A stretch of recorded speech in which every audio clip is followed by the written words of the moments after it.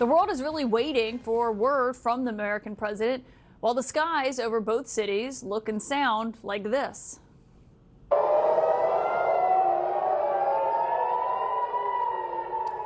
Warning signs in Israel for waves of incoming missiles from Iran, most intercepted by the Iron Dome, though some, as we've seen play out in recent days, are getting through.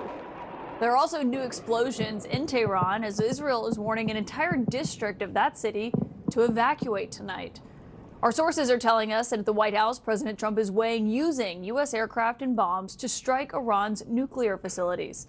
A senior Israeli official says they're also waiting to learn whether or not the president is going to help them achieve their goal of destroying Iran's nuclear program.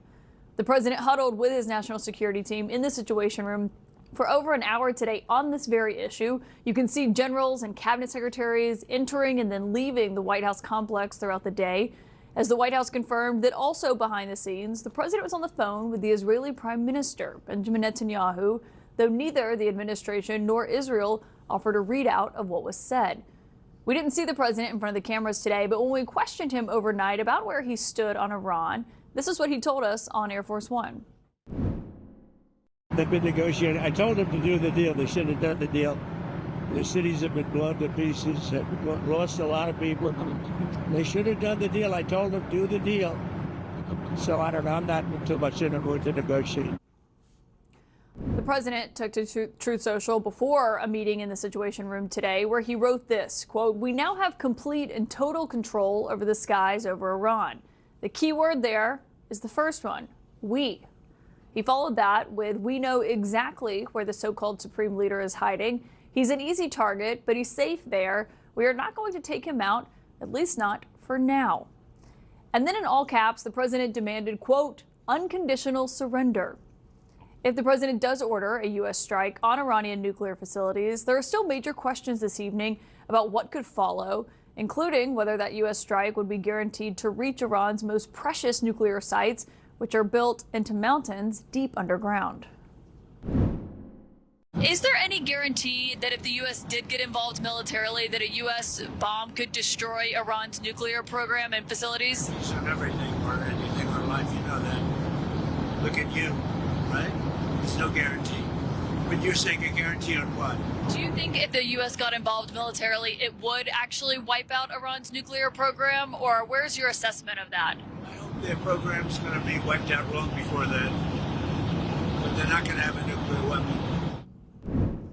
I want to get straight to CNN's Anderson Cooper, who is live in Amman, Jordan tonight, where missiles have been passing overhead. And, Anderson, obviously I should note the reason you're there. The airspace over Israel is closed as you're making your way there. You have to drive to actually get there.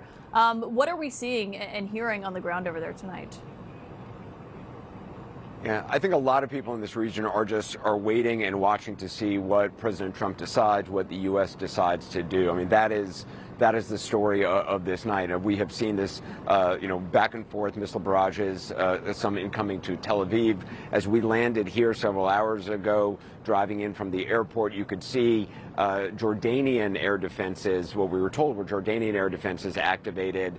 Couldn't see interceptions, but we did see the air defenses activated in the skies over us.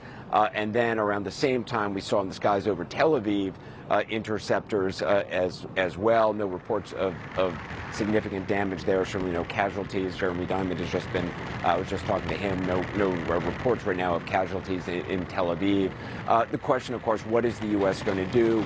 Will there be a direct strike against that Fordo facility? That is of the two facilities, the Natanz and the Fordo, as you know, and as you've been reporting, that is the one inside that mountain, which can really only be reached by these bombs which the United States has and the delivery mechanisms that the United States has. It would require more than just one.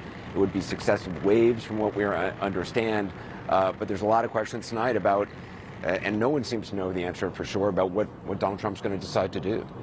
Yeah, and the Israelis, the officials there seem to be treading very carefully to not seem like they are pushing him into anything, though they very clearly want the United States to get involved here. Anderson, thank you. We'll check in with you as news warrants throughout the hour.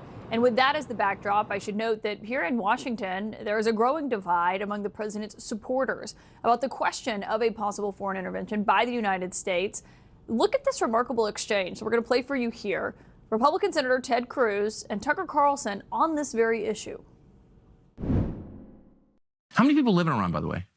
I don't know the population. At all? No, I don't know the population. You don't know the population of the country you seek to topple? How many people live in Iran? 92 million. Okay. Yeah, How could you not know that? I don't sit around memorizing population tables. Well, it's kind of relevant because you're calling for the overthrow of the government. Why is it relevant whether it's, because, it's 90 million or 80 million or 100 million? Why is that relevant? Because if you don't know anything about the country... I didn't say I don't know anything about Okay, what's the ethnic mix of Iran?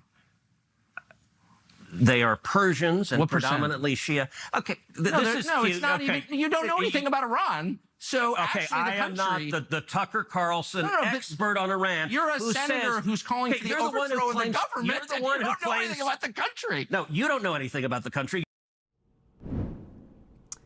Deeply revealing. Joining me tonight is Republican Senator Tim Sheehy of Montana, who sits on the Armed Services Committee and served as a Navy SEAL. I'm not going to ask you the population of Iran, since you just saw that, but that does show people the divide that is happening in your world over what the president should do here. What do you think he should do? Do you support strikes on Iran? Well, it's not my world. It's our world. The truth is there are deep divides across the spectrum on both sides about what we do here. Let's speak very clear. The Democrats have been deeply divided over whether Israel has a right to exist as well. There have been Democrats calling for... The Republicans are in power. So what No, are... I'd argue, the that they have Republican almost half the Senate and half the House. So the Democrats have a lot of power right now. They have the power to do a lot of things. But back to the point is what do we do right now? And the truth is, Iran has been a pernicious adversary, a brutal, savage adversary of America and Israel, and the Western world for 45 years. I mean, prior to 1980, Iran was a symbol of what the Middle East could be in this new era of oil wealth that was cascading across the region. Freedom, opportunity, innovation.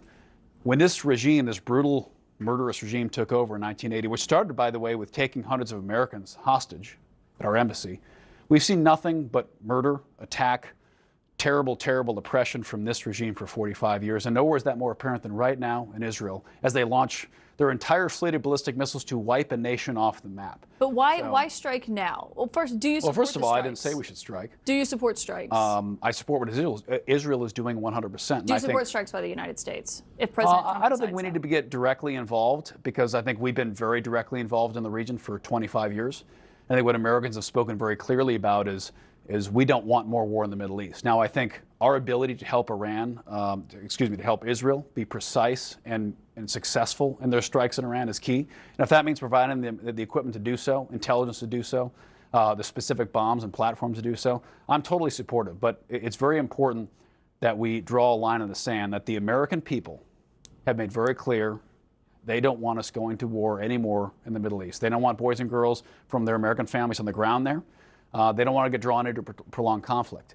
But I think it is in our interest, it is in the American people's interest to see Iran put back in the box. They can stop this tomorrow, just like Hamas could have stopped the war in Gaza. They can stop it tomorrow by giving up the nuclear program. Where is that distinction in supporting Israel as it strikes Iran and the United States striking Israel? You're saying you don't support the president having a very clear U.S. distinction. bombers that go distinction is not and hard strike at all. those facilities. I mean, how is the distinction hard between having Israeli forces do the job versus U.S. forces? That's a pretty clear distinction. Well, it wasn't clear in how you answered it, at least not to me. I just wanted to make clear.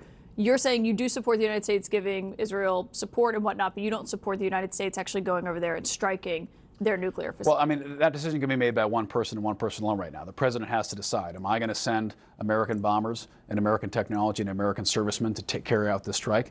If so, that's his decision, and I think if he decided to do so, I'd support him.